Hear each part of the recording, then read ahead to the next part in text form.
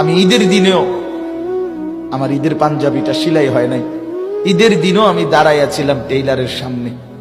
টেইলারের দোকানদার সেলাই করে দেওয়ার পর এরপরে আমি ঈদগাহে নামাজ পড়তে গেছি।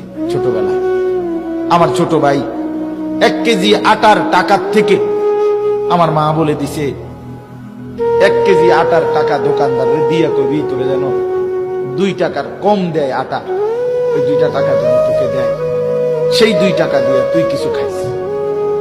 মা এভাবে সংসারে ছোট ভাইকে টাকা দিছে।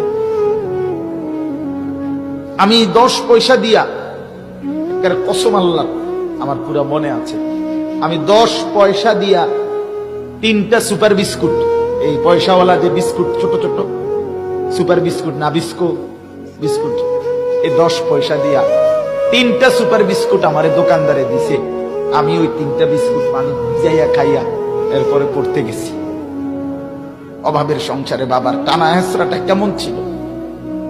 8টা ভাই বোন, পড়ালেখা করাইতে গিয়ে বাবার বুকটা মাটির সাথে লাগিয়ে গেছে। একটা গেঞ্জি দিয়েও বাবার জিন্দেগি চলছে। সেই অভাবের সংসারে বাপ আমগরে বড় করছে।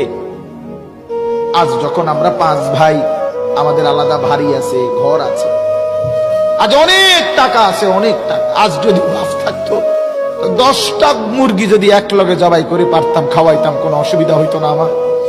আজ তো আমার সব আছে, আজ তো আমার অনেক টাকা আছে বাপ, কিন্তু আমার বাপ তো নাই। বাপ আমার 2015 সালে কবরে চলে গেছে। তাইলে বন্ধু,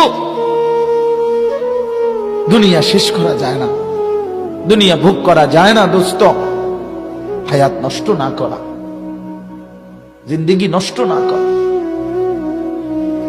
প্রত্যেকের কাছে অনুরোধ করলাম, ওমা হাদিহিল হায়াতুদ দুনিয়া ইল্লা লাহবু ওয়া লাইব ওয়া ইন্নাদ দারাল আখিরাতা লাহিয়াল হায়াওয়ান লাউ কানু ইয়ালামুন। আল্লাহ বলে, বান্দা শোনো, দুনিয়ার জীবন শুধুই তামাশা, শুধুই খেলাধুলা। ওয়া ইন্নাদ দারাল আখিরাতা লাহিয়াল হায়াওয়ান, আখিরাতের ঘর, জান্নাতের ঘর বান্দা, সেটাই কেবল জীবন, সেটাই কেবল বেঁচে থাকা।